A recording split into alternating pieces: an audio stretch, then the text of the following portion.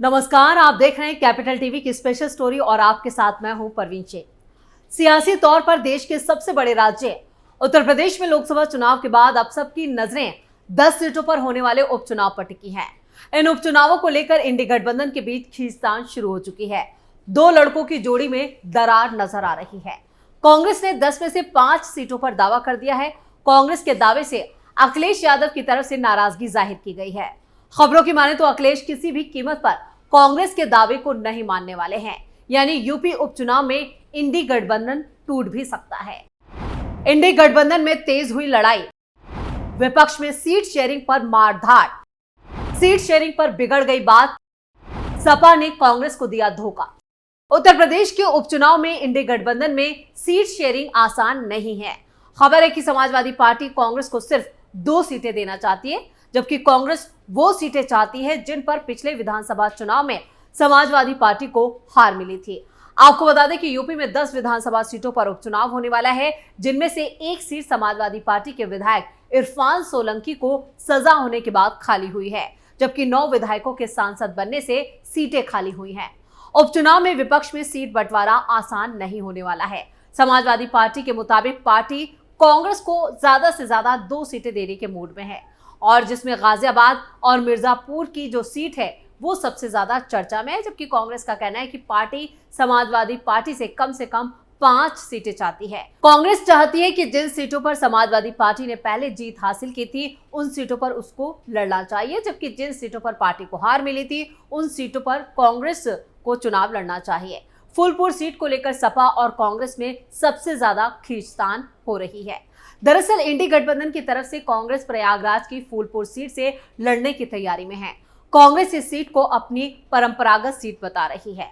Phulpur seat पर दावेदारी करने को लेकर कांग्रेस पार्टी ने 10 अगस्त को फूलपुर क्षेत्र में संगठनात्मक बैठक भी की और इस बैठक में पार्टी नेताओं ने फूलपुर की सीट कांग्रेस को दिए जाने की मांग की है। मीटिंग में मौजूद प्रदेश महामंत्री और संगठन मंत्री अनिल यादव ने कहा कि वो कार्यकर्ताओं और नेताओं की भावनाओं से पार्टी हाईकमान को अवगत कराएंगे, यानी राहुल गांधी तक ये जानकारी पहुंचा दी गई है।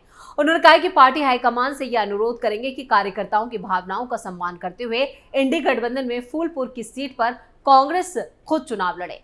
कांग्रेस फूलपुर सीट को नेहरू की पारंपरिक सीट बता रही है। वहीं प्रदेश महासचिव मुकुंद तिवारी का कहना है, फूलपुर में कांग्रेस पार्टी का संगठन पूरी मजबूती के साथ खड़ा है।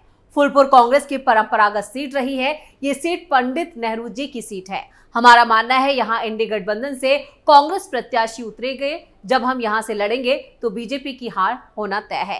प्रत्याशी यहाँ से कौन होगा इसका फैसला आला कमान पर छोड़ा गया है। वही तय करेंगे कि यहाँ से कौन लड़ेगा और कौन नहीं लड़ेगा। मगर हमारी यही इच्छा है कि फूलपुर सीट से कांग्रेस बाय इलेक्शन का चुनाव लड़े। अब फूलपुर सीट को नेहरू की परंपरागत सीट इसलिए भी कहा जाता है क्योंकि उनका निधन 1964 में इसी सीट पर रहते हुए हुआ था। ये लोकसभा सीट ऐतिहासिक सीट मानी जाती है। 2 भारतीय प्रधानमंत्री, जिनमें प्रधानमंत्री जवाहरलाल नेहरू और वीपी सिंह यहां से चुने गए। अगर बात फूलपुर सीट की जाए तो 2024 लोकसभा चुनाव में बीजेपी के प्रवीण पटेल को, जो पहले विधायक थे, वो चुनाव जीतकर सांसद बन गए। उन्होंने समाजवादी पार्टी के अमरनाथ मौर्य को करीब 4000 वोटों से हराया था। सांसद बनने के बाद उन्होंने विधायक पद से इस्तीफा दे दिया और इसके बाद ये सीट खाली हुई थी। यूपी उपचुनाव में सीट शेयरिंग को लेकर समाजवादी पार्टी महाराष्ट्र और हरियाणा में भी हिस्सेदारी मांग रही है, जिससे बात कांग्रेस और सपा के बीच बिगड़ चुकी है।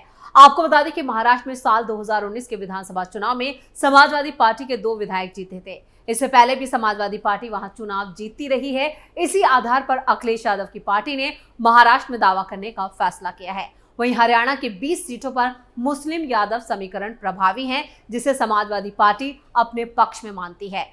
यूपी कांग्रेस अध्यक्ष अजय राय ने बताया कि उपचुनाव में 10 की 10 सीटें वो जीतेंगे डंके की चोट पर। समाजवादी पार्टी और कांग्रेस मिलकर चुनाव लड़ रही है और पूरा का पूरा माहौल जो है वो अपने पक्ष में बता रहे हैं, जबकि आम जनता इनके दिखावे के साथ उब चुकी है। उन्होंने बीजेपी पर निशाना साधते हुए बात कही। साथ ही कहा कि सीट शेयरिंग में बात न बनने के बीजेपी के दावे पर उन्होंने कहा, ये लोग हमारे तालमेल के लिए क्यों परेशान हैं। वो अपना तालमेल बिठा नहीं पा रहे हैं। ना अब योगी का अमित शाह के साथ तालमेल मिल रहा है और ना योगी का केशव मौर्य के साथ तालमेल दिख रहा है।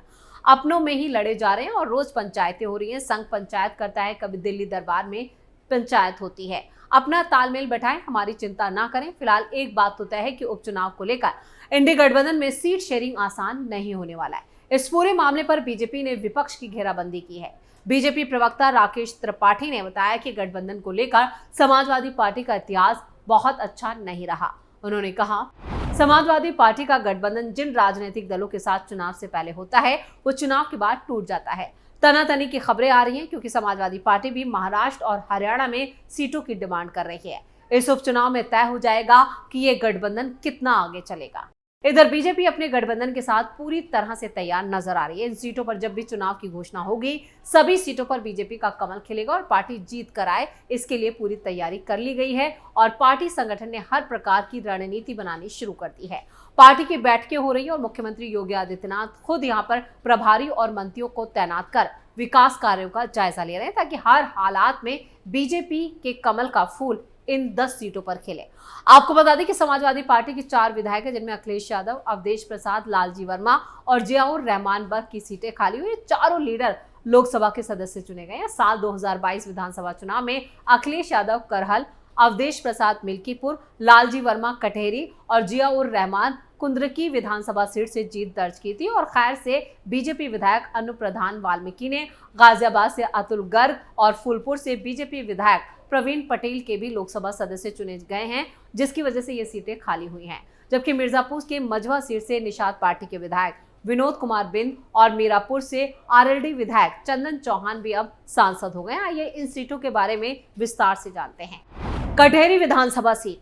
कटेहरी विधानसभा सीट से लालजी वर्मा एमएलए थे, अब अंबेडकर नगर से लोकसभा चुनाव लड़े और जीत हासिल करने में कामयाब हुए।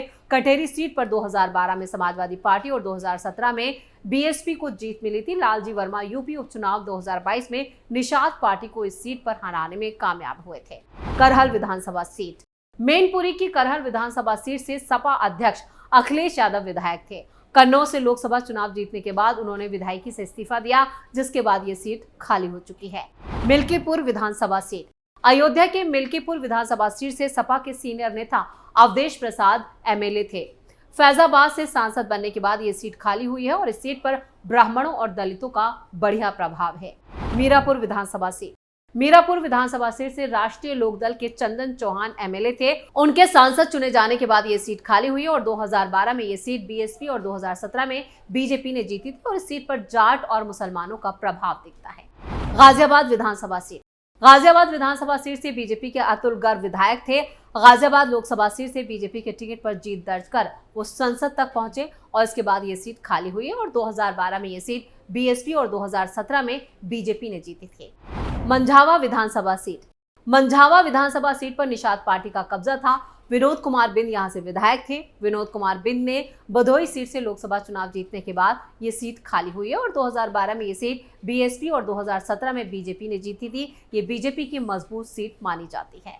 खैर विधानसभा सीट। अलीगढ़ की खैर विधानसभा सीट पर बीजेपी विधायक अनूप सिंह लोकसभा चुनाव में जीत दर्ज करने में कामयाब रहे। वो हाथरस में लोकसभा चुनाव जीतने में भी कामयाब रहे।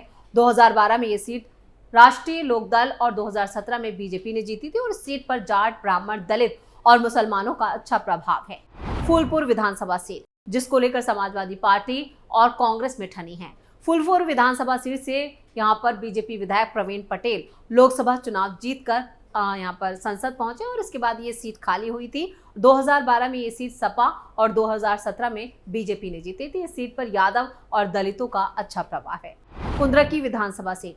कुंद्रकी विधानसभा सीट से जियाउर रहमान बर्ग विधायक थे। वो संभल लोकसभा सीट से सांसद चुने गए हैं, जिसके बाद ये सीट खाली हो गई है। इसे सपा की मजबूत सीट माना जाता है। सपा इस सीट पर 2012, 2017 और 2022 में चुनाव जीत चुकी है।